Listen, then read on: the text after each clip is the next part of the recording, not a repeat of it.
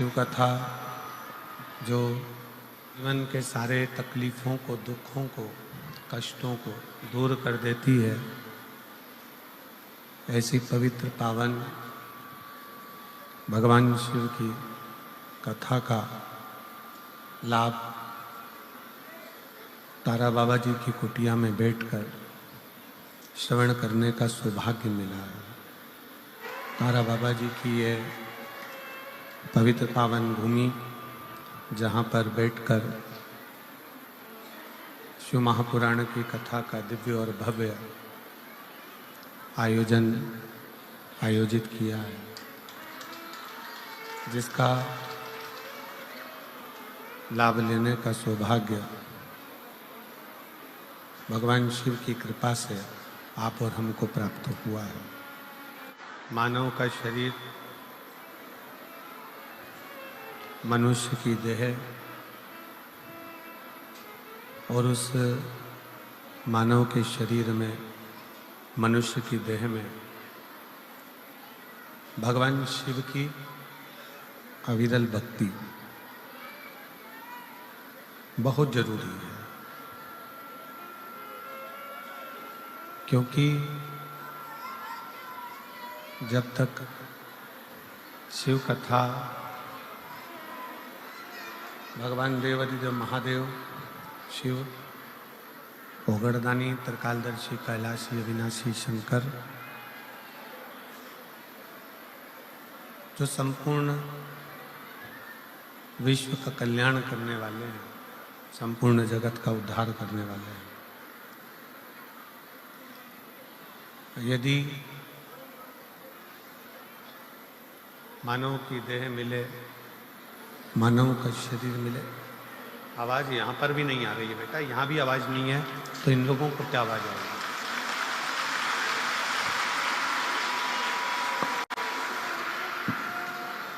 भगवान शिव, ओगड़दानी, त्रिकालदर्शी, कैलाशी, अविनाशी शंकर, जिनकी ये मानव का शरीर, ये मनुष्य की देह और मानव के शरीर में भगवान शिव की अविरल भक्ति, अविरल कथा, ये जीवन का कल्याण करने वाली है, कर्तार्थ करने वाली।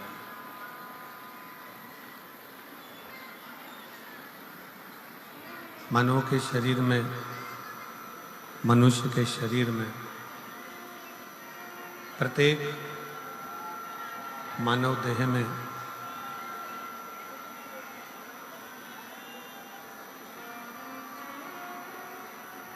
हर जीव के अंदर एक शिव तत्व विराजमान रहता है। मानव देह के अंतर्गत भगवान शंकर की एक शिव तत्व विराजमान रहता है,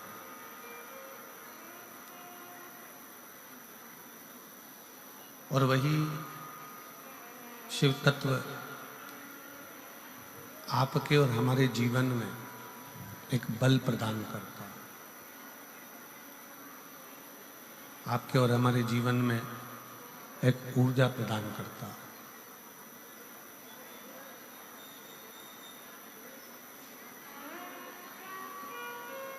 शिव महापुराण की कथा कहती है, भगवान शंकर का चरित्र कहता है, शिव तत्व कहता है, जिस समय पर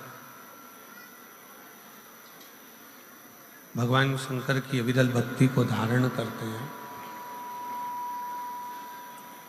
भगवान शिव की एक निर्मल भक्ति अपने अंदर उतारते हैं,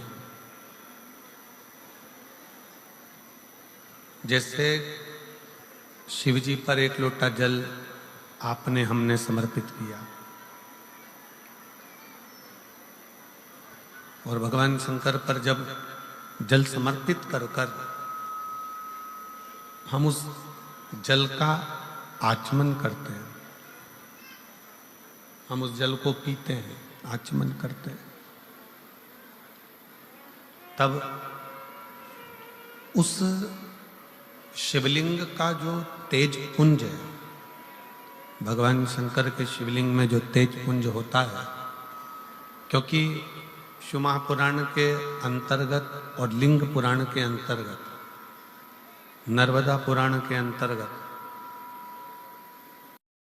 हमेशा कही गई है कि चाहे घर में जो शिवलिंग हो वो, चाहे तुम्हारे घर के पास में जो मंदिर हो उसमें जो शिवलिंग हो वो, या 12 ज्योतिर्लिंग, उपलिंग, ये जितने भी शिवलिंग विराजमान हैं, ये जितने भी शिवलिंग विराजित हैं, इन शिवलिंग पर जब हम जल चढ़ाकर उस जल का आचमन करते हैं तो उस शिवलिंग की जो ज्योति होती है, शिवलिंग की जो ऊर्जा होती है, शिवलिंग की जो एनर्जी होती है, शिवलिंग का जो बल होता है, वो बल हमारे भीतर भी उतरता है और हमारे रोगों को निवारण करता जाता है, हमारे दुखों को निवारण करता जाता है,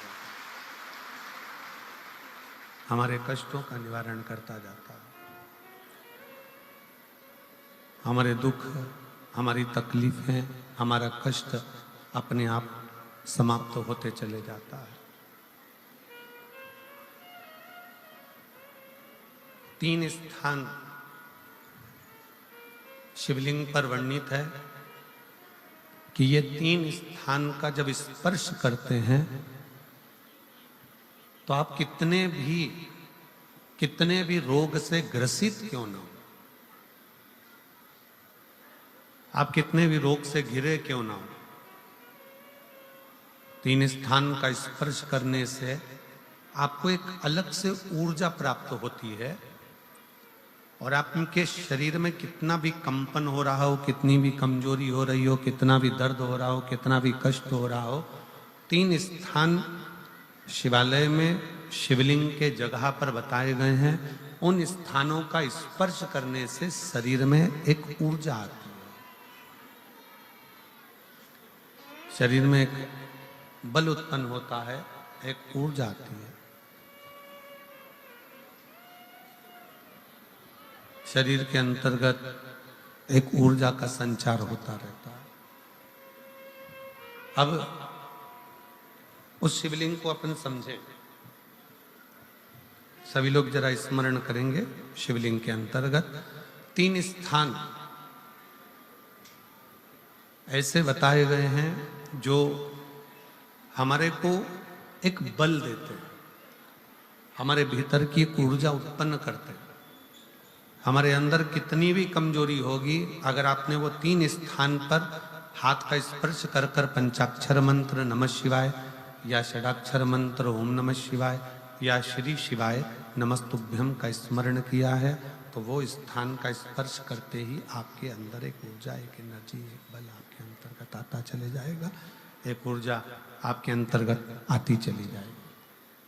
3 स्थान, पहला जो ये जलाधारी बनी हुई है, ये जो गोल जो भाग आता है, जलाधारी में जो भी गोल भाग है वो गोल भाग का हाथ से स्पर्श करना, अर्थात जो माता जी का हस्त कमल है पार्वती जी का, वो जो गोल जलाधारी है जिस पे शिवलिंग रखा हुआ है, वो गोल जला, ये जो चरण है जहां से पानी बहकर जाता है उस स्थान पर नहीं, जहां गोल भाग है उस गोल भाग पर अपने सीधे हाथ का स्पर्श करना और श्री शिवाय नमस्तुभ्यम का जाप या पंचाक्षर मंत्र या षडाक्षर मंत्र ओम नमः शिवाय का जाप करना, पहला।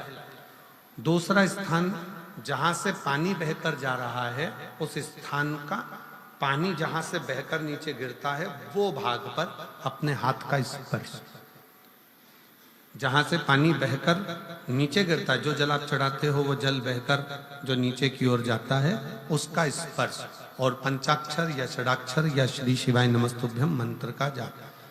फिर तीसरा स्थान बताया कि शिवलिंग में किसी भी स्थान पर अपनी हथेली का स्पर्श, केवल हथेली का स्पर्श, उसमें उंगलियों का स्पर्श नहीं, केवल हथेली का स्पर्श, और पंचाक्षर या षडाक्षर या श्री शिवाय नमस्तुभ्यम मंत्र का जाप। ये 3 स्थान ऐसे बताए हैं कि आपके शरीर में अगर बिल्कुल भी बिल्कुल भी इतनी एनर्जी नहीं है कि आप 2 कदम चल सकते हैं, तो शंकर के मंदिर में, शिवालय में जाकर ये 3 स्थान का स्पर्श करिए। मंदिर से जब आप बाहर निकलेंगे तो खुद के बल पर निकलेंगे, कोई आपको उठाने के लिए जरूरत नहीं पड़ेगी। आप स्वयं के बल पर निकल सकते हैं, स्वयं के बल पर आगे बढ़ सकते हैं, स्वयं के बल पर अग्रणी हो सकते हैं, स्वयं के बल पर आप आगे निकल सकते हैं। 3 स्थान हैं जहां व्यक्ति के जीवन के दुख, तकलीफ, रोग, कष्ट अपने आप नष्ट होते चले जाते हैं। तो पहला जो स्थान है वो पार्वती जी का स्थान हस्तकमल, दूसरा कार्तिकेय और गणेश के मध्य में जो अशोक सुंदरी है और कार्तिक गणेश बैठे वहां से जो पानी नीचे की ओर आता है वो स्थान, और तीसरा अपनी हथेली का, शिवलिंग का कोई भी स्थान जहां अपनी हथेली का स्पर्श हो जाए वो स्थान। ये 3 जगह हमें बल देती है, हमें ऊर्जा देती है, हमें एनर्जी देती है।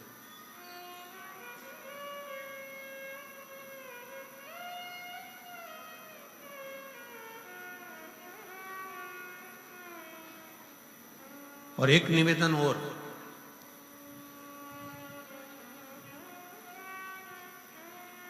आप यदि कोई कार्य के लिए निकल रहे हो, कोई कार्य करने के लिए जा रहे हो और आपका मन उस कार्य में डामाडोल हो रहा है, ये होगा कि नहीं होगा, सफलता मिलेगी कि नहीं मिलेगी, मैं कोर्ट में जा रहा हूँ या पैसी पर जा रहा हूँ, या कोई जमीन का लफड़ा है या कोई प्रॉब्लम है, इसमें सफलता मिलेगी कि नहीं मिलेगी। जब आपके 2 मन, और ऐसा तो संसार में कोई जन्मा ही नहीं जिसके 2 मन ना हो। घर से कथा सुनने निकलते हो तो 2 मन हो जाते हैं, आज पीली साड़ी पहन के जाऊं कि नीली पहन कर जाऊं, 2 मन जब भी हो जाते हैं। भोजन करने बैठते हो तो भी 2 मन हो जाते हैं, दाल खाऊं कि गोभी की सब्जी से पहला टुकड़ा खाऊं। रोटी का पहला टुकड़ा जब तोड़ने का नंबर आता है तो सोच में आता है कि इससे खाऊं कि इससे खाऊं कि इससे खाऊं। 2 मन तो वहां पर भी है।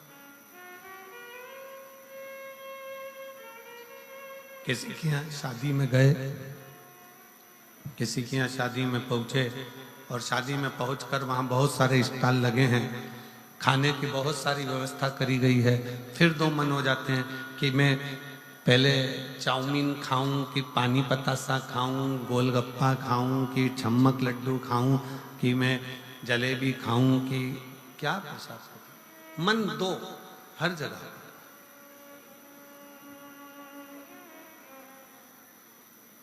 और ऐसा नहीं है कि मन 2 नहीं होते, मन विचलितता देते। और शिव महापुराण की कथा कहती है कि कभी भी अगर कोई फार्म भर रहे हो, कोई एग्जाम दे रहे हो, कोई कंपटीशन एग्जाम में बैठे हो, या मेरे बेटे बेटी 10th और 12th का यदि एग्जाम दे रहे हैं, तो अपना 2 मन मत करो, तुम एक मन बनाओ कि मैं इस एग्जाम में बैठ रही हूं और मेरा विश्वास कहता है कि मैं शंकर पर पूरा भरोसा करती हूं और मैंने रात दिन पढ़ाई करी है, तो मैं पास होकर मानूंगी, तो वो पास होकर ही मानूंगी।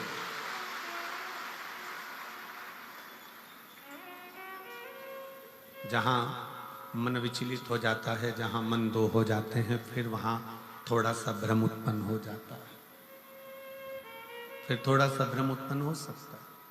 पर जब आपने एक विचार कर लिया कि मुझे सफलता मिलेगी, तो ये निश्चित है कि दुनिया में कोई ऐसा पैदा नहीं हुआ कि आपकी सफलता को रोक दे, आप आगे बढ़कर ही रहो। और एक निवेदन और है, मान लो किसी कारणवश सफलता नहीं मिली और आप सफल नहीं हुए, तो चिंता मत करना, चिंता करने की जरूरत नहीं है। एक बार अगर एग्जाम दिया, एक बार अगर अपन फील्ड में उतरे और एक बार में सफलता नहीं मिली, तो चिंता मत करो, ये मत सोचो कि पीछे हट गए। शिव महापुराण की कथा में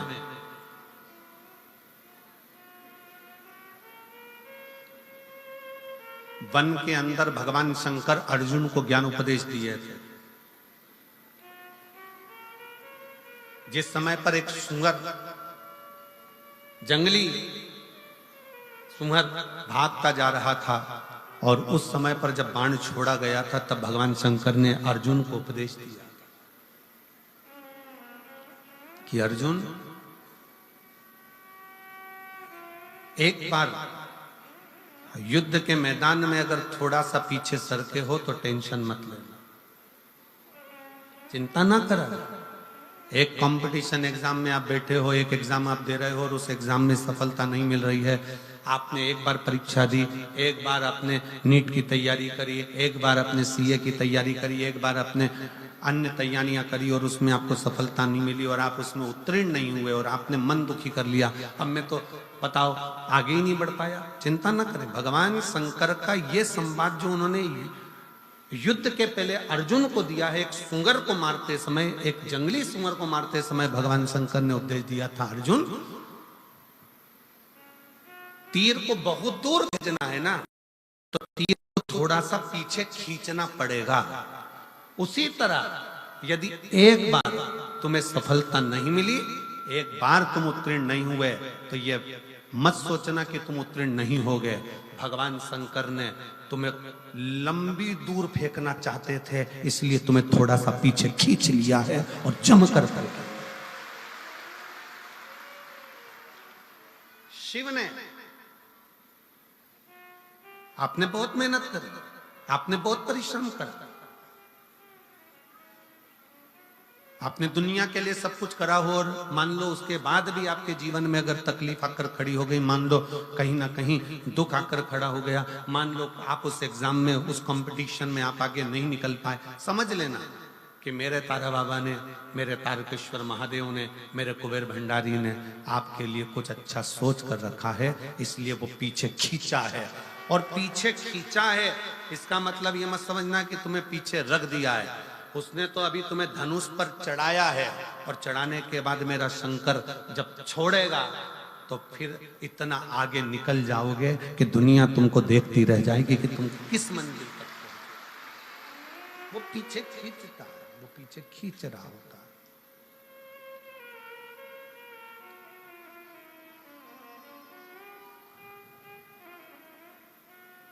खूब मेहनत करो, खूब परिश्रम करो, खूब अच्छी लगन से कार्य करो और जितनी मेहनत से कर सकते हो उतनी मेहनत से करो। जिस समय पर तुम्हारा दो मन हो रहा हो, तुम्हें लग रहा हो कि मैं निकलूंगा कि नहीं निकलूंगा, तुम्हें लग रहा है कि ये एग्जाम में क्लियर कर पाऊंगा कि नहीं कर पाऊंगा, मैं पहुंचूंगा कि नहीं पहुंचूंगा, तो यही तीन स्थान, यही तीन स्थान, तीन अक्षत को इन तीन स्थान पर ही रखा जाता है। जो तीन स्थान अभी आपको बताए हैं, एक माता पार्वती जी का गोल स्थान हस्तकमल स्थान, दूसरा जहां से पानी बहकर नीचे की ओर जा रहा है उसी विराम स्थल पर, और तीसरा शंकर भगवान के शिवलिंग पर। ये तीन स्थान तीन अक्षत से पूर्ति कर देते।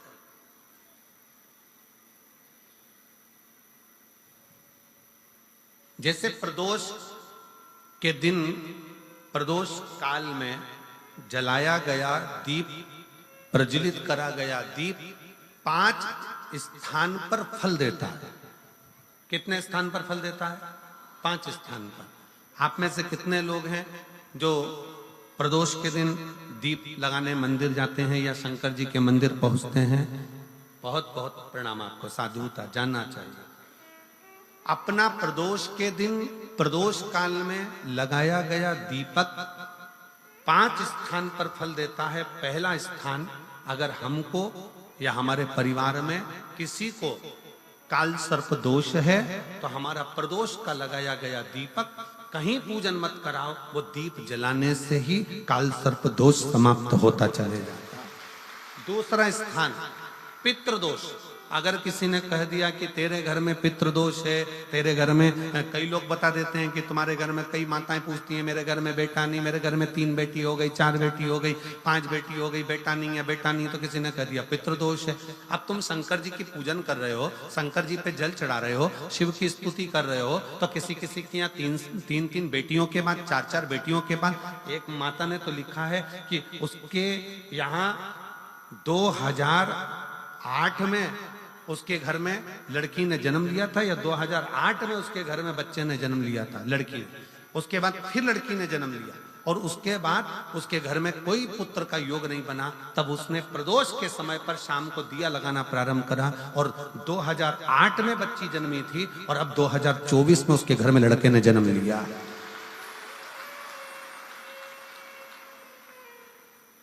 2024 में उसके घर में पुत्र ने जन्म लिया। वो बेटी होगी यहाँ पर कहीं ना कहीं, जिसके घर में बेटे, पहले की लड़की हुई, फिर 2 जुड़वा लड़की हुई, जुड़वा लड़की में से एक लड़की शांत हो गई, फिर आखिरी में बच्ची के कारण बस संतान प्राप्ति का योग नहीं बना। आखिरी में उसने फिर पुनः भगवान शंकर के प्रदोष काल में दीप जलाना प्रारंभ कर।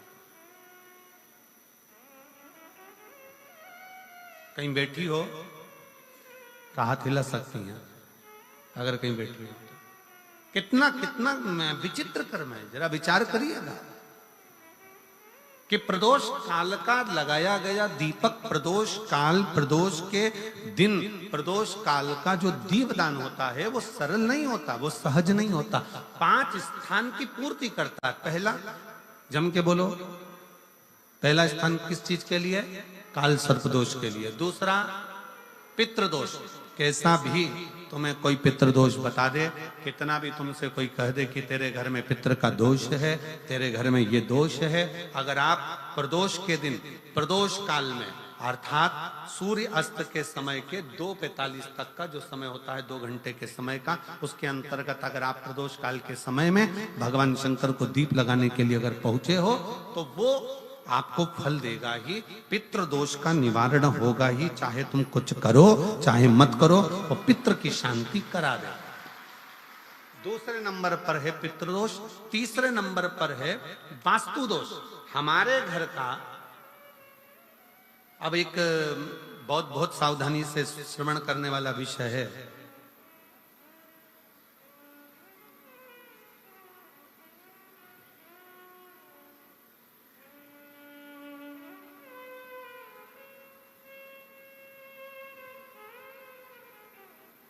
यदि वंश की वृद्धि नहीं है, 30 वर्ष शादी के हो गए, 40 वर्ष शादी के हो गए और औलाद है ही नहीं, डॉक्टर ने भी हाथ ऊंचे कर दिए, टेस्ट पे भी करवाया, IVF करवाया, सब कुछ तुमने करवा लिया, तो भी औलाद नहीं है, तब आखिरी में एक काम चालू करो।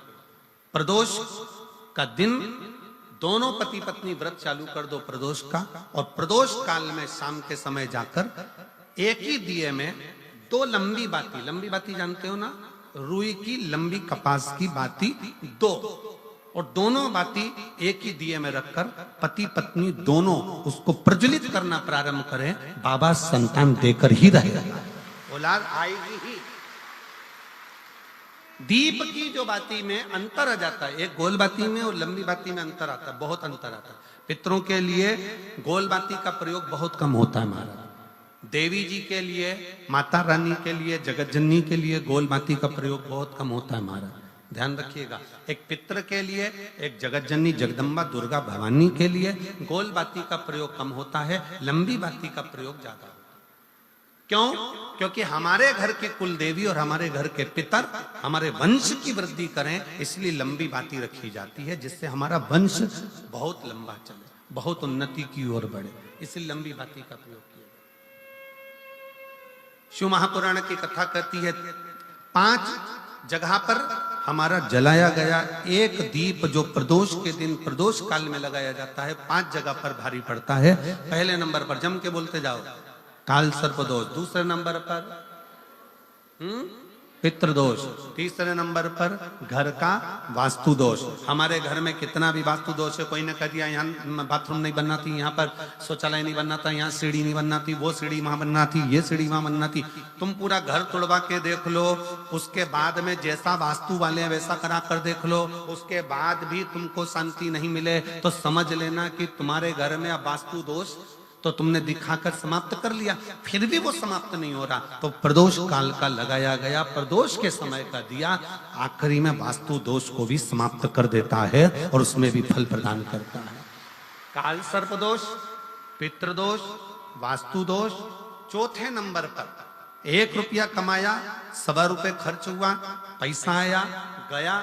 ये चौथे नंबर का व्यापार में थोड़े दिन दुकान अच्छी चली, थोड़े दिन बैठ गए, थोड़े दिन काम चला, थोड़े दिन बैठ गए, गाड़ी चली थोड़े दिन फिर बैठ गए, अर्थात हमारी फैक्ट्री थोड़े दिन चली फिर बैठ गए, कहीं ना कहीं तकलीफ, थोड़े दिन खाते थोड़े दिन रोते वाला चल रहा है। तो प्रदोष काल का, प्रदोष के समय का दिया इस दुख को समाप्त कर कर रेगुलर एक जैसी सांझी, एक जैसी लक्ष्मी की वृद्धि करते चले गए।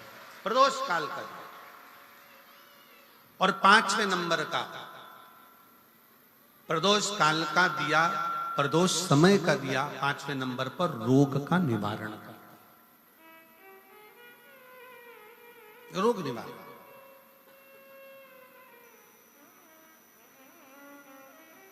ये 5 स्थान जो बताए गए हैं प्रदोष काल के दिन, प्रदोष के दिन दीप प्रज्वलन के।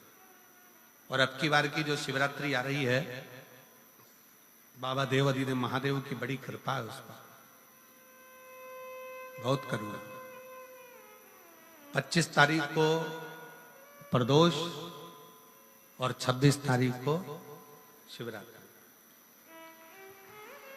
अब जरा प्रदोष के पर्यांत की, प्रदोष के बाद की बिल्कुल लगी हुई पीठ से जो शिवरात्रि होती है, वो शिवरात्रि अगर उस शिवरात्रि का व्रत, साधना, तप, भजन, संसार का मनुष्य कर लेता है तो जिंदगी में उसने कोई व्रत किए ना किए हो, अगर एक व्रत शिवरात्रि का, प्रदोष की पीठ से लगी हुई शिवरात्रि का अगर कर लेता है तो उसको पूरे जीवन के व्रत का पुण्य फल प्राप्त हो।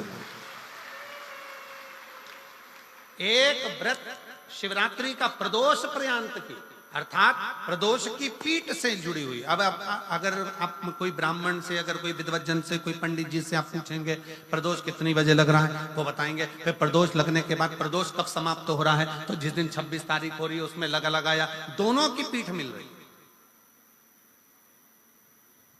दोनों।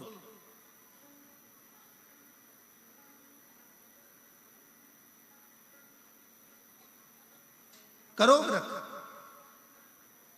आपने कितनी भी एकादशी के व्रत करे हो, कितनी भी द्वादशी के व्रत करे हो, कितनी भी चतुर्थी व्रत करे हो, कितनी भी तीज व्रत करे हो, कितनी भी अष्टमी का व्रत करा हो, कितनी भी नवरात्रे के व्रत करा हो, कितनी भी तीज का व्रत करा हो, चाहे दुनिया के कितने भी व्रत आपने करे हो, अगर आपने एक महाशिवरात्रि का व्रत नहीं करा तो कोई व्रत का पुण्य फल आपके खाते के अंतर्गत आ नहीं पाता। शिवरात्रि के व्रत की इतनी मूलता है। पर एक निवेदन है, अगर कोई बुजुर्ग है, कोई बीमार है, कोई बूढ़ा व्यक्ति है, बहुत बीमार है, तो उसको निवेदन है आप व्रत ये नहीं कि 24 घंटे का करो, आप व्रत 2 घंटे का कर लो, 1.5 घंटे का कर लो, 1 घंटे का कर लो, 15 मिनट का करो।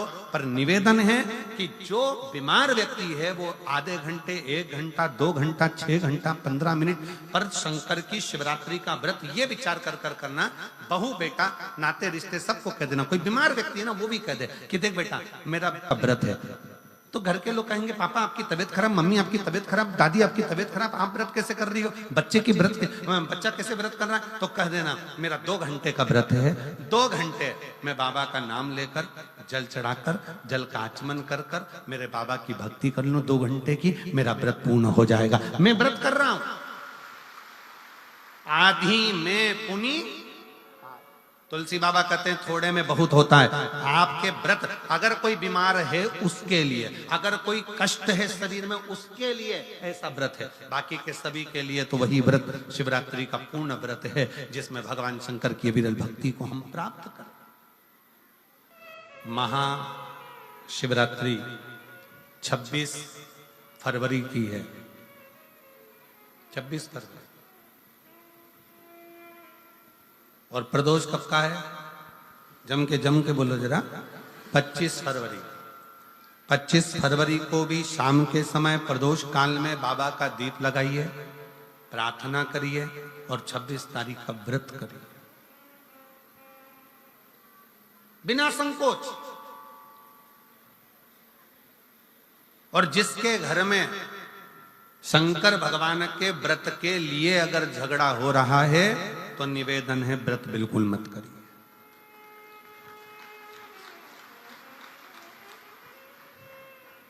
पति पत्नी का झगड़ा हो रहा है, पति कह रहा है क्या शंकर शंकर लग रहा है, अपने को शिवरात्रि के दिन शंकर जी का अपमान नहीं सुनना। इसलिए राजी हो तो व्रत करो।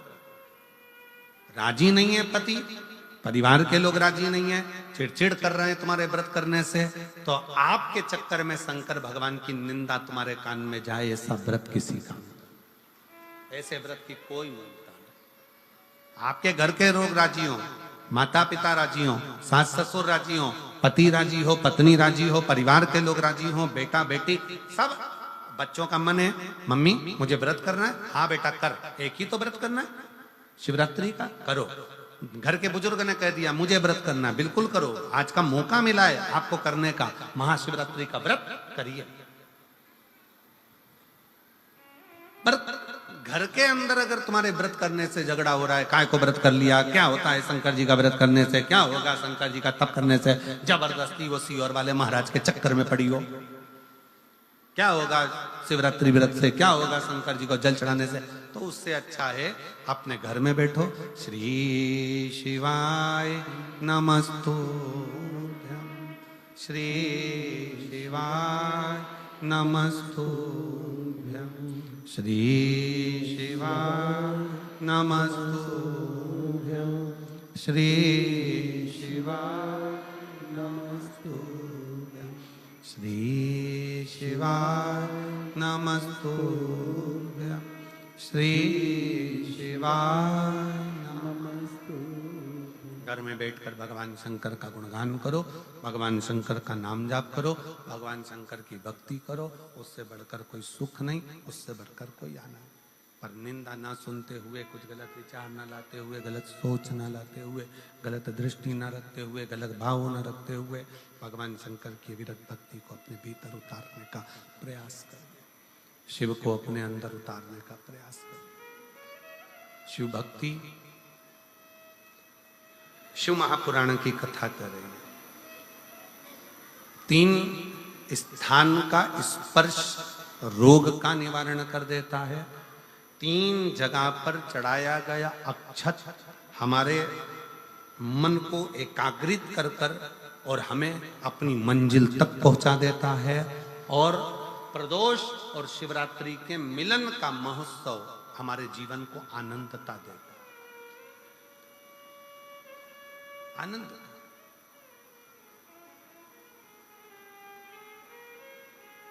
क्या सुख है। आपके यहाँ तो सिरसा वालों को तो बड़ी बड़ी बधाइयां हम दें कि सिरसा की पवित्र भूमि पर तारकेश्वर महादेव विराजमान है। कम से कम 1 लोटा चढ़ाने के लिए, जल के लिए आप हृदय से पहुंच तो जाते हो। यहाँ तारकेश्वर महादेव विराजमान है। तारकेश्वर महादेव बेटा, आवाज सेट नहीं है, गला पकड़ रहा है, सेट करिए उसको। तारकेश्वर महादेव जी यहाँ विराजमान है। भगवान शंकर स्वयं विराजित, शिव शिव, शंकर शंकर। मैं माननीय गोपाल जी कांडा जी से कहूंगा, गोपाल जी जैसे भक्त यहाँ बैठकर कथा को सुन रहे हैं, कुबेरेश्वर धाम पर आज से शिव भक्त पहुंचना चालू हो गए, और जिसमें 25 तारीख से कार्यक्रम है। 25 तारीख से रुद्राक्ष महोत्सव 25 फरवरी से चालू होगा। पर लोगों का विश्वास ऐसा होता है, जैसे इस पवित्र प्रांगण में आप लोग बैठे हो, कल हम देख रहे थे कि गोविंद जी उधर जहां राम जी की मूर्ति है राम बगीची जहां बनी है, कल हम देख रहे थे कि 9 पंडाल, 6 पंडाल तो पहले लग चुके हैं। ये सारे पंडाल अगर पूरे तारा बाबा की कुटिया में गिने जाएं तो 6 पंडाल तारा बाबा की कुटिया में कथा से भर चुके हैं, और 3 पंडाल कल और बनाए गए। ऐसे मिला के 9 पंडाल तारा बाबा की कुटिया में लगा। कल गोविंद जी मां खड़े होकर पंडाल बनवा रहे थे, आगे रहकर सदगुरु वो विचार करवा रहे थे बैठने के लिए, विचार करवा।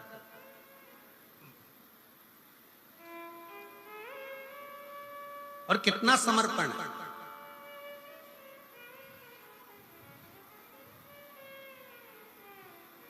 गोपाल जी, हम इतनी कथाएं करते हैं, साल भर कथाओं का क्रम रहता है।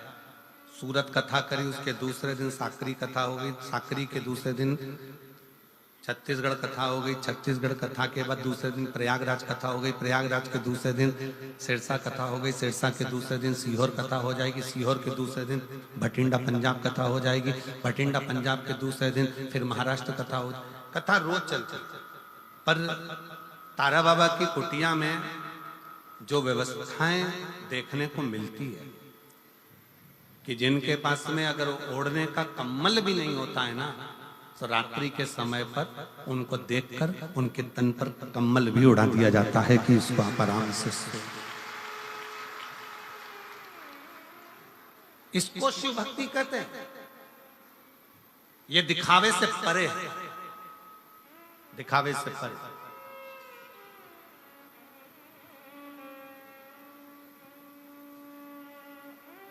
इसी को शिव तत्व कहते हैं, इसी को शिव।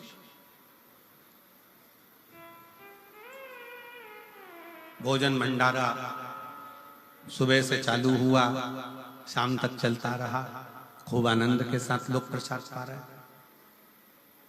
सुंदर सुंदर व्यवस्थाओं के साथ में व्यवस्थित हर चीज रखी गई,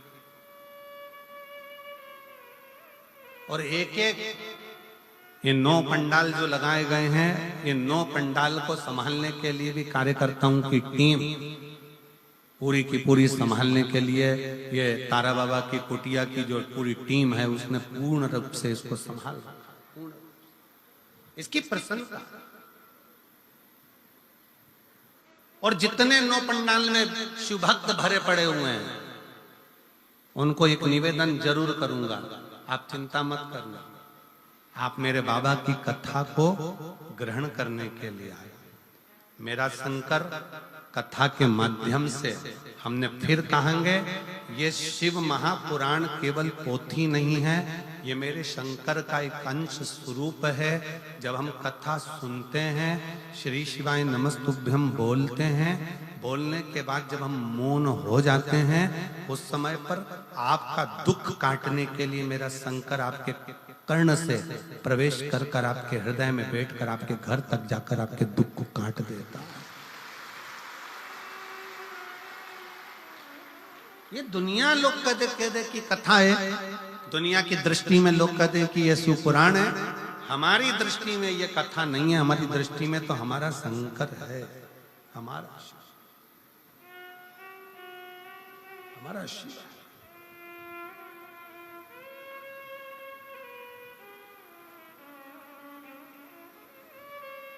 शिव शिव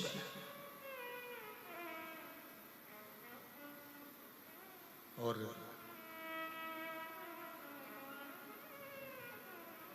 जो दिल से मांग लिया, जिसने दिल से कह दिया, जिसने दिल से पुकार लिया, शिव आ गए। ब्रह्मा ब्रह्मलोक में रहते हैं, भगवान विष्णु बैकुंठ में रहते हैं। उनको आने में देरी हो सकती है, पर मेरा शंकर इसी पृथ्वी पर रहता है, इसी भूमंडल में रहता है, इसी ब्रह्मांड में, इसी पृथ्वी पर मृत्यु लोक का देव अधिदेव महा।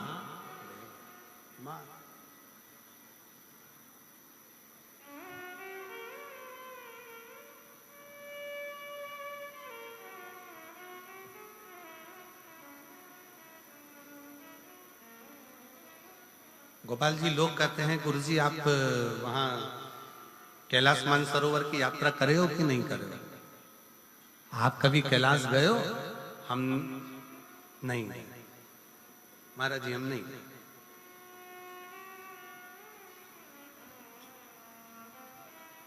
हम नहीं गए। कहा आप इतने बड़े शंकर जी का गुणगान करते हो और आप कैलाश नहीं गए? हमने कहा वो कैलाश वाला खुद शिव महापुराण की कथा में रोज आता है और रोज भक्तों का दुख काट कर जाता है। प्रतिदिन आता है। लोग कहते हैं कि शिव महापुराण सुनने के लिए केवल शिव भक्त आते हैं, पर हमारा विश्वास कहता है कथा के पंडाल में जिस स्थान पर शिव पुराण की कथा होती है उस स्थान पर उस पुराण की साक्षी में शिव महापुराण में 7 दिन लगातार रोज प्रतिदिन मेरा शंकर स्वयं शिव पुराण में लिखा। शिव महापुराण के उमाखंड में भगवान शंकर कहते हैं, और जिस समय पर शिव महापुराण की विद्येश्वर संहिता में वर्णन किया, तुमरुका जी कथा कहते हैं, ईश्वर जी और गोरा जी, शंकर जी और पार्वती जी यजमान बनते हैं। यजमान बनने पर जब कथा विराम होती है, विराम के समय पर तुमरुका जी से शंकर भगवान कहते हैं कि आपने कथा बाची है तो आपकी दक्षिणा क्या है? आपने कथा बाची है तो आपकी दक्षिणा क्या है? तब उस समय पर तुमरुका जी कहते हैं भगवान शंकर जी से, ईश्वर जी गोरा जी से, हमको अगर दक्षिणा देना है मेरे विश्वनाथ तो दक्षिणा ऐसे दीजिए कि जिस स्थान पर शिव महापुराण की कथा हो आप कैलाश और काशी छोड़कर उस स्थान पर 7 दिन विश्राम कीजिए। ये ईश्वर जी और गोरा जी ने भगवान तुमरुका जी को वचन दिया है, तुमरुकेश्वर को वचन दिया है, तुमरुका जी को वचन दिया कि जहां शिव महापुराण की कथा होगी उस स्थान पर मैं विराजमान रहूंगा।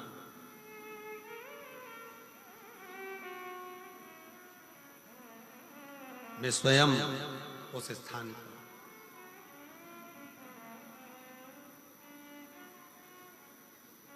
और कितनी विचित्र शिव महापुराण की कथा का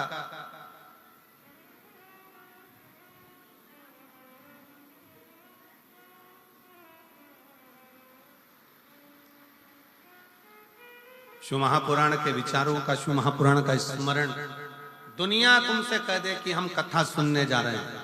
मेरी जीजियों, अगर आपके घर के लोग पूछें कि कहाँ जा रही हो तो कहना शंकर भगवान से मिलने के लिए, उसको निमंत्रण देने के लिए जा रही हूँ, मेरे घर पर पधारना, मेरा दुख निकलने, मेरा कष्ट निकलने। मेरा नाम गीता देवी, मेरे पति का नाम नवीन कुमार है, मेरा गांव गंगवा जिला हिसार की रहने वाली हूँ। आप ही हैं? आ जाइए, बेलपत्र लेकर जाइए, आ जाओ। सबसे पहले गोपाल जी कांडा जी को धन्यवाद देती हूँ कि उन्होंने हमें दूसरी बार शिव पुराण सुनने का मौका दिया है। जिन्होंने इतनी सुंदर कथा सुनने का हमें मौका दिया। एक लोटे जल व शिव कथा का क्या वर्णन करूं गुरुदेव। 2018 से सरकारी नौकरी की तैयारी कर रही थी, पर बाबा ने मुझे आज 2024 में सरकारी नौकरी दी है। गुरुदेव, मैंने जितनी जगह पर अभी ज्योतिषों को दिखाया, सबने कहा था कि तुम्हारी किस्मत में सरकारी नौकरी नहीं है। मैंने आज छोड़ दी थी। तब एक बार मैं अपने माई के गांव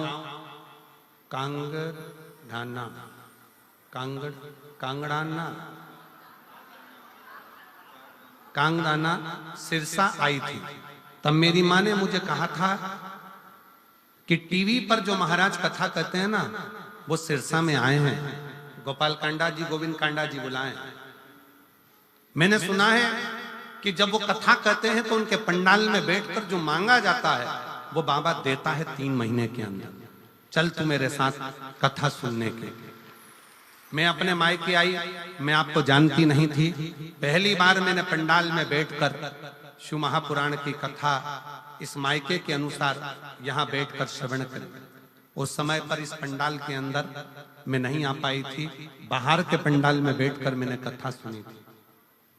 वहीं बैठकर श्री शिवाय नमस्तुभ्यम कहते हुए बाबा से निवेदन करा और बाबा की ऐसी कृपा हुई कि 3 महीना भी पूरा नहीं हुआ और बाबा ने मेरा पुलिस में भर्ती करवाया और मेरी नौकरी लग गई। फोटो भी लगा रही हूं। बाबा की कृपा ऐसी हुई कि 3 महीना भी नहीं हुआ और बाबा ने मुझे पुलिस में नौकरी में लगा दिया। गुरुदेव 6 साल से तैयारी कर रही थी नौकरी की, पर मुझे क्या मालूम था कि पंडाल में बैठकर कथा सुनने में 3 महीने के अंदर मुझे नौकरी मिल गई। मैं बाबा को यहाँ प्रणाम करती हूँ। शिव तत्व किसको कहता है?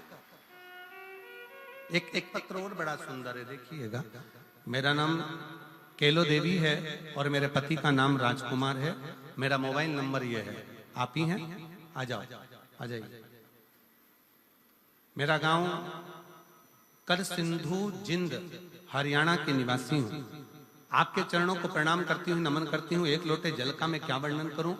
मेरी पहली बार कथा सिरसा हरियाणा में यहीं पर 2 दिन की कथा सुनी थी। 2 दिन की कथा सुनी और इसी पंडाल में बैठकर मैंने बाबा से विनय करी थी। 2 वचन मांगे थे बाबा से।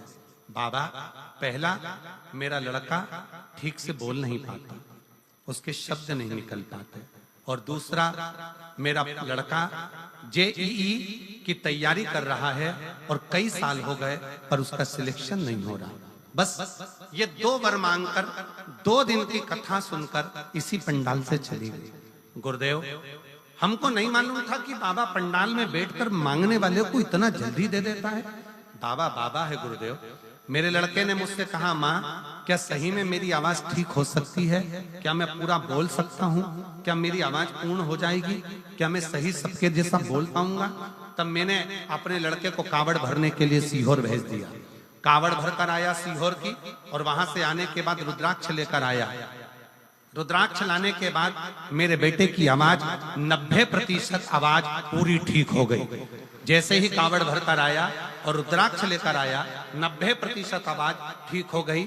और बाबा की ऐसी कृपा हुई कि मेरे बेटे का जो दूसरा वर मांगा था जेई में सिलेक्शन, आज मेरे बेटे का 99.14 के प्रतिशत से मेरे बेटे का जेई माइंस में रिजल्ट आ गया है और मेरा बेटा आज सरकारी कॉलेज में पढ़ रहा है। मैं बाबा को धन्यवाद देने के लिए।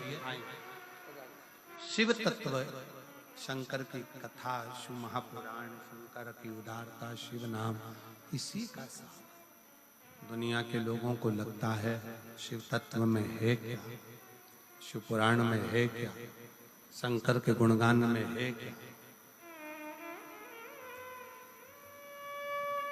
दुनिया कहे कि ये केवल पुराण है, दुनिया कहे कि ये केवल शिव कथा है, दुनिया कहे कि ये केवल शिव महापुराण है, तो आप माने ना, ये केवल पुराण नहीं है, ये शंकर का एक प्रतिबिंब स्वरूप है, शिव का एक प्रतिबिंब स्वरूप। शंकर भगवान का एक स्वरूप है। आप कहीं पर भी बैठे हो, जिस स्थान पर बैठे हो उस स्थान पर बैठकर शंकर भगवान के नाम का उच्चारण, शिव के नाम का स्मरण, शिव भक्ति का उच्चारण सुख देता, सुख प्रदान करता। एक प्रसंग बड़ा सुंदर आता है।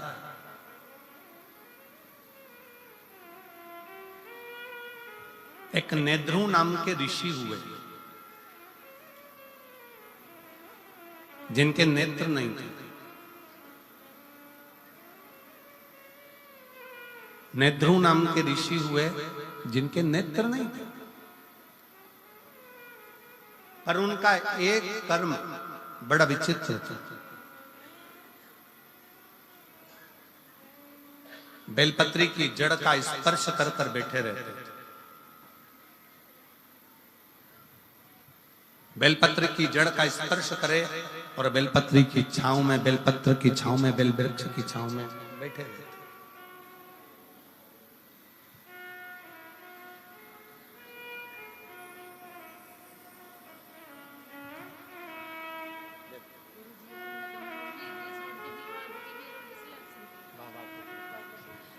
दीदी बोल रही हैं हमने उम्मीद छोड़ दी थी कि बेटे की आवाज की भी और सिलेक्शन की भी, और बाबा ने आवाज भी दी और सिलेक्शन भी दिया। बहुत रोते नहीं, खुश होकर आंसू बहुत अच्छा, खुश हो, अच्छा खुश होकर जाओ, अच्छा खुश होकर जाओ, आंसू पोंछ के जाओ, रोते नहीं जाओ, खुश होकर जाओ।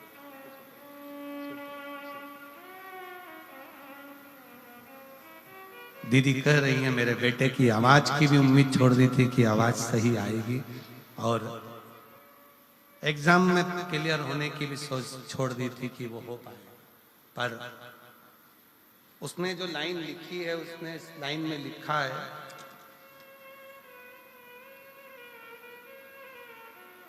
क्या सही में शिव महापुराण का पंडाल क्या शिव पुराण का पंडाल होता है? हमको तो लगता है कि यहाँ स्वयं शंकर अपनी हाजिरी बजाता है और झोली भर कर जाता है। स्वयं शिव देव जो जिस कामना से आता है, जिस भाव से आता है, बाबा उसको देकर जाता है, उसको देकर।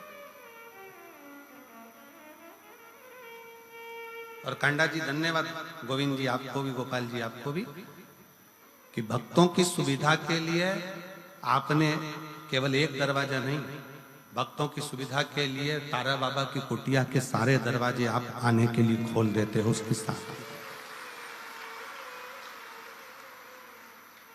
और इतनी खुशी हो रही थी, अभी हम जब गाड़ी में आ रहे थे तो माताएं आपस में बात कर रही थी कि हमेशा तो उत्थे का गेट, अब उसकी भाषा में कह रही थी उत्थे का गेट चालू रेवे, पर अब के ना गोविंद ने, गोपाल ने अब क्या गजब का काम कर ने सारा गेट खोल दिया, तो इसकी प्रसन्नता है। एक तो तुम्हारी भाषा हमको भी बोलने में थोड़ी अटपटी हो जाए, तो ये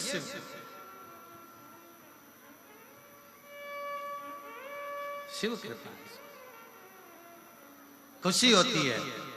आप लोग जब बड़े सहजता के साथ, बड़े आनंदता के साथ, मस्ती में अलमस्त होकर, शंकर की बेटी होकर, शंकर के बेटे होकर जब शिव पुराण की कथा को सुनते हो ना, तो लगता है कि शिव आपके हृदय में विराजमान है और शिव आपका कल्याण कर।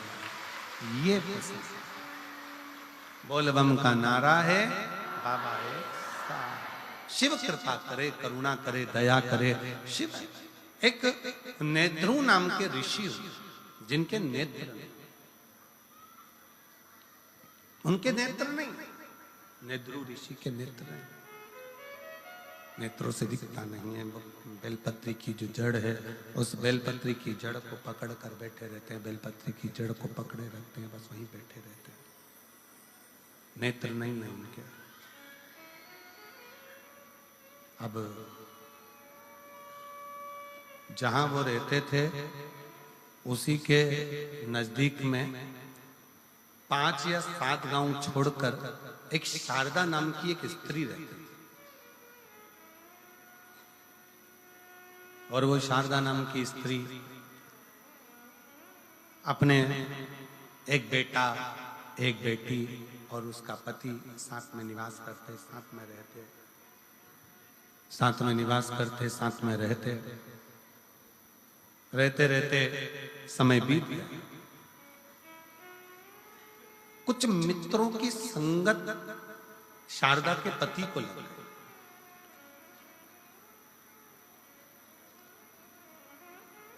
कुछ मित्रों की संगत, और हमने पहले भी कथा में कहा, एक ताली, दूसरा थाली, तीसरा प्याली, ये व्यक्ति को बहुत जल्दी बर्बाद कर देती है। पहले नंबर पर ताली, प्रशंसा करने वाले अगर तुम्हारी प्रशंसा कर कर तुम्हें गलत काम में लगा रहे हैं तो तुम्हें बर्बादी की ओर लेकर जा।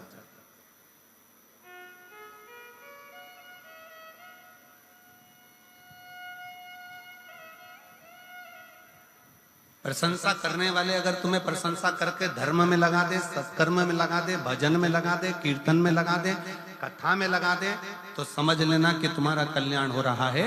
पर प्रशंसा करने वाले ताली बजाकर प्रशंसा कर कर कर तुम्हें अगर गलत काम में लगा रहे हैं तो वो श्रेष्ठ थाली में पहले नंबर पर ताली, दूसरे नंबर पर थाली। जिसको घर का भोजन अच्छा ना लग रहा हो और होटल का भोजन अच्छा लग रहा हो, समझ लेना कि धीरे धीरे तुम्हारा बर्बादी का सिरा चालू हो चुका है। घर के भोजन में जो सुख है वो बाहर के भोजन में सुख उत्पन्न नहीं हो सकता। जो घर के भोजन में आनंद है, घर के भोजन में जो सुख है, घर के भोजन में जो आनंद है, वो बाहर के भोजन में प्राप्त नहीं हो सकता।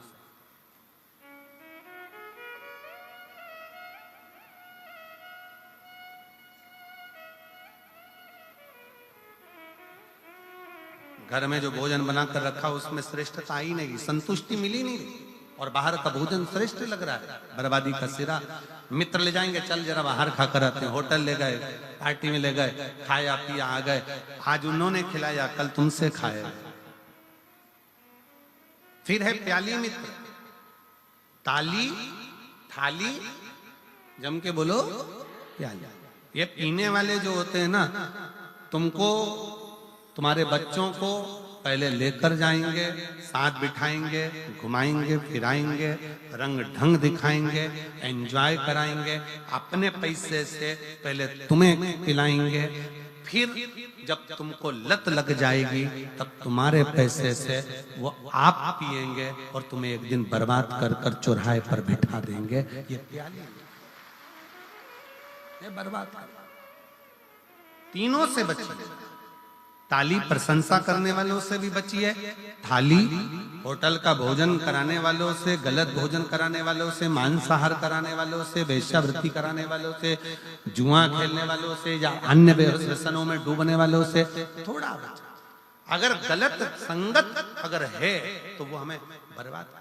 और कोई कहता है कि गुरुजी वो हमारे परिवार के लोग ऐसा कर्म कर दिया और वो ऐसा, तो हमारा निवेदन है ऐसा नहीं कि आप परिवार छोड़ दोगे, घर छोड़ दोगे, कुटुंब छोड़ दोगे। आप तो इतना करो ना कि पानी से मिट्टी और मिट्टी से पानी दोनों ही कीचड़ मचा रहे हैं, तो दोनों की दूरी ही श्रेष्ठ है, दोनों की दूरी श्रेष्ठ। आज के जमाने में किसी से कह दो भगवान की कथा सुनो, भजन सुनो, कीर्तन सुनो, मंत्र जाप सुनो, स्मरण करो, भगवान का भजन करो। अभी कोई उम्र है, बुढ़ापे में करेंगे और मालूम पड़े बुढ़ापे में प्राण निकल गए, उससे पहले निपट गए, तो कोई भरोसा? पहले तो गारंटी भी थी कि 100 में जाओगे, आज के समय में तो खसक के 80 पे आ गए, और 80 में भी अभी कोई भरोसा नहीं है।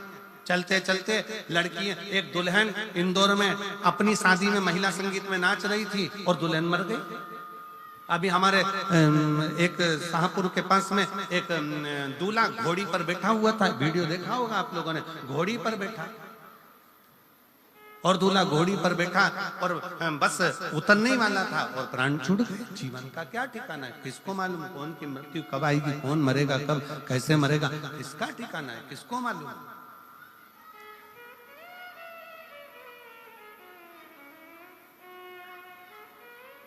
आवाज नहीं आ रही भाई, पीछे आवाज खोलिए। जीवन का क्या ठिकाना है, जीवन का क्या भरोसा है। इसलिए बहुत सावधानी से जीवन को जियो, भगवत भजन कर कर, स्मरण कर कर, कीर्तन कर कर, मंत्र जाप कर कर, नाम जाप कर कर, नाम स्मरण कर कर अपने जीवन को सार्थक बनाओ। बड़ी मुश्किल से हो, खूब भागवत मिलेगी, खूब तुमको कथा मिलेगी, स्मरण मिलेगा, संकीर्तन मिलेगा, भजन मिलेगा, सब कुछ मिलेगा, और शिव महापुराण की कथा जब तक मेरा बाबा ना चाहे तब तक नहीं हो सकती। उसने चाहा तो ये कथा हुई है और आप श्रवण करो, उसकी कृपा। यहाँ किसी मनुष्य के बल की बात नहीं है। शिव पुराण की कथा सुनना, सुनाना और कराना,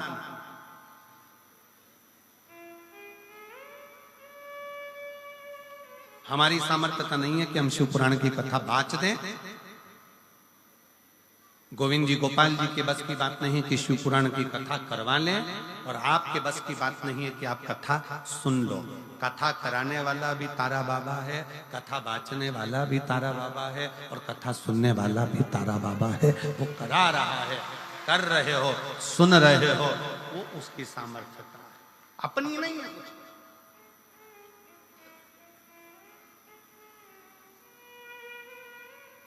बड़ी मुश्किल से।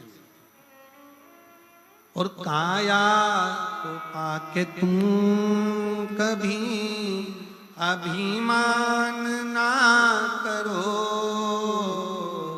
कितने भी सुंदर हो, कितने भी ब्यूटीफुल हो, कितने भी, तुम्हारे काया का अभिमान मत करो। ये काया कम माटी मिल जाती है, कोई एक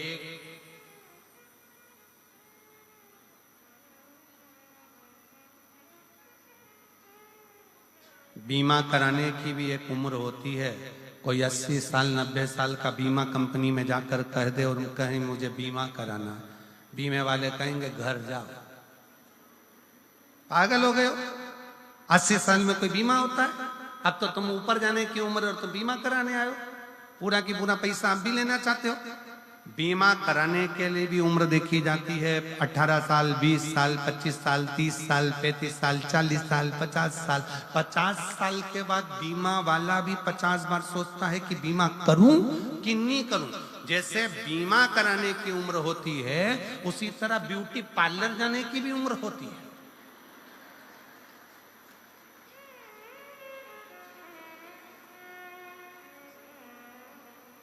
कोई 85 साल की, हाथ थर थर कांपे, मुंडे से पूरा सोफा सेट निकल गया, खिड़कियां खराब हो गई, गेट दोनों बेकार, मशीन से काम चल रहा, पूरा चेहरे पर सल पड़ा, हाथ पूरे कमजोर, कपड़े ऐसे लग रहे जैसे हैंगर पे टांग दिए, और पूरा शरीर बेकार। और फिर उसको घर की बहुएं ब्यूटी पार्लर में ले जाके बिठा दी, और फिर पार्लर वाली ने कहा मुंह ऊपर करो। अब ऊपर भी करे तो अब गर्दन भी कब तक, जवानी अवस्था हो तो ठहरी रहे, बुढ़ापे में फिर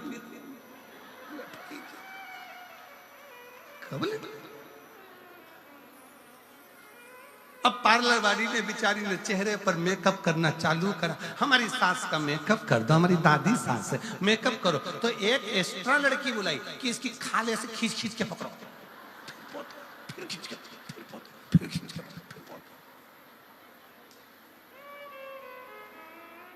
अब पूरा मेकअप निकल गया। अब चेहरे का तो मेकअप कर दोगी, फिर इतने में पार्लर वाली ने पूछा सोफा सेट तो है ही नहीं, दांत कहाँ है? तो वो बहू बोली फ्रीज में रखे हैं। फ्रीज में फिर डिब्बी मंगवाई फ्रीज में से के लेके आओ, थोड़ा सा चेहरा ठीक हो जाएगा, दांत लगाए फिट करे। अब इतने में 95-80 साल की डोकरी बोली बूढ़ी अम्मा, लेंस लगा दो आंख में।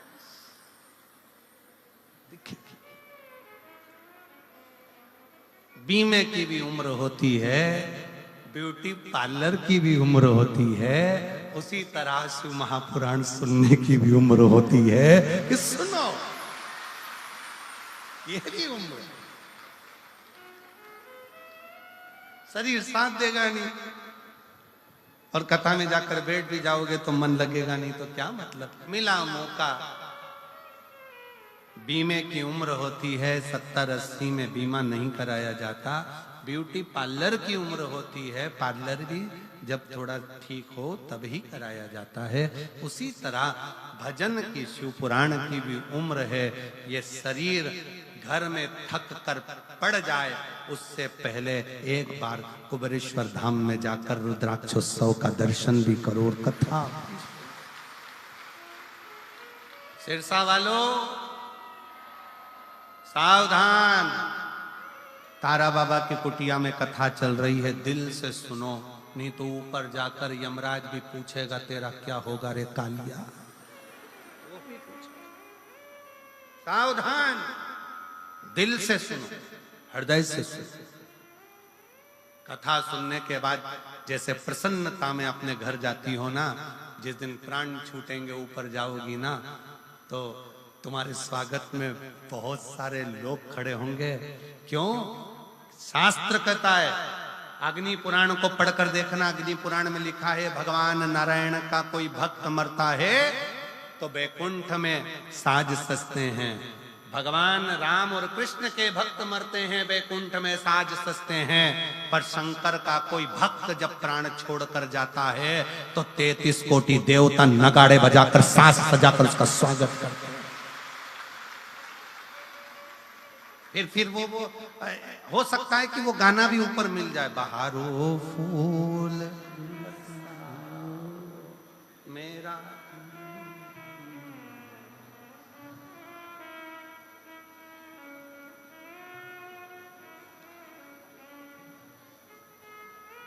चांदनी रागनी गाओ,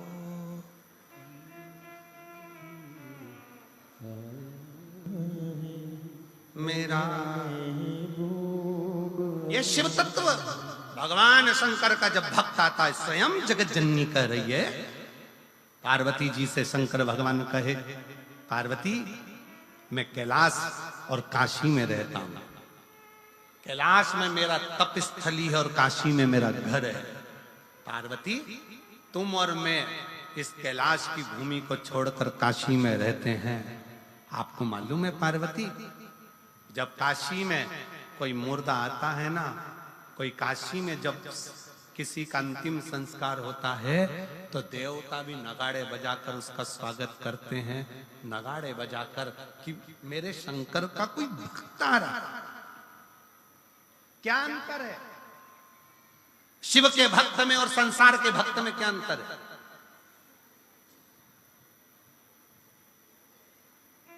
कोई भक्त मरता है, वो मरने के बाद कहां जाता है? जम के बोलो, नरक की बैकुंठ? जम के बोलो जरा, बैकुंठ। और बैकुंठ में कब तक रखा जाता है उस भक्त को? जब तक उसका पुण्य चल रहा है। पुण्य चल रहा है, उसने जो पुण्य करा होता है तब तक बैकुंठ में रहने देते हैं। आपको होटल के 5 स्टार 7 स्टार होटल के रूम में कब तक रखेंगे?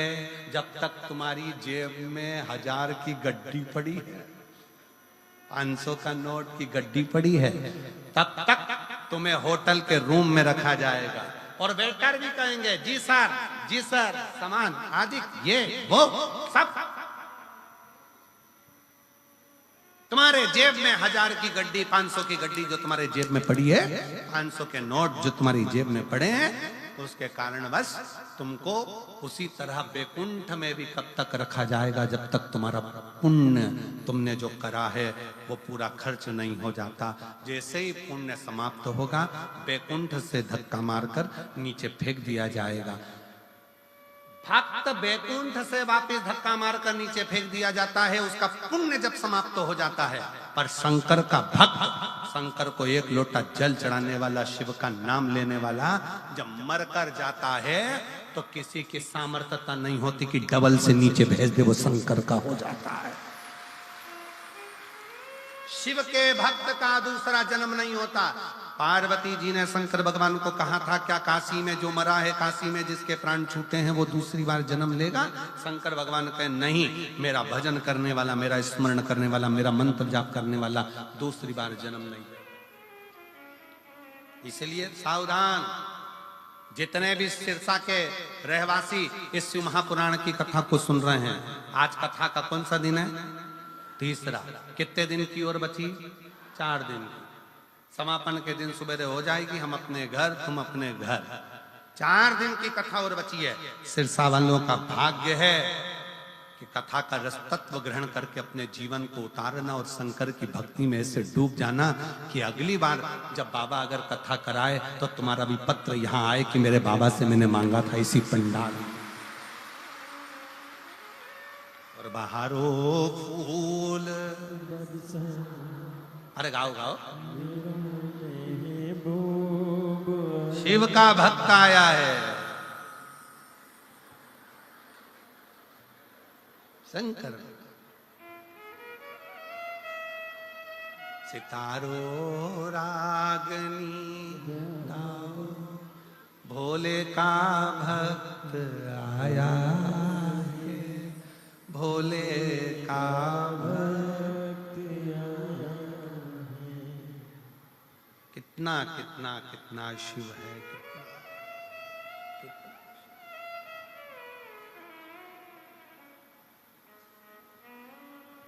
कितना। नेध्रुव ऋषि के नेत्र नहीं, दिखता नहीं है, नेत्र गायब है। बेलपत्र के जड़ को पकड़कर नेध्रुव ऋषि बैठे हुए। शारदा का पति गलत संगत में पड़ गया। सूचना मिली शारदा को कि मेरा पति गलत संगत में दोस्तों के साथ कहीं निकल गया। दोस्तों ने सूचना दे दी कि तुम्हारा पति एक पहाड़ से नीचे गिरकर मर गया। शारदा की आंख में आंसू भर गए। मेरा बेटा, मेरी बेटी दोनों छोटे हैं और मेरा पति चले गए, प्राण छूट गए, प्राण चले गए। शारदा की आंख में जल भरा हुआ था। तब किसी एक कुम्हार घड़े लेकर जा रहा था और शारदा का विहंगम स्वरूप देखकर उसका नेत्रों से नीर बहता जा रहा है। मेरे बच्चों का पालन कौन करेगा, कौन संभालेगा इन्हें? कुम्हार ने कहा शारदा से, बहन, ओ जीजी, ओ बहन, एक ऋषि रहते हैं 7 गांव छोड़कर, नेध्रुव ऋषि, जिनके नेत्र नहीं। तेरे मन में क्या दुख है? मेरा पति चले गया, मैं बेधब्य हो गई, मुझे सूचना मिली मेरा पति नहीं रहा, मेरे बच्चे छोटे।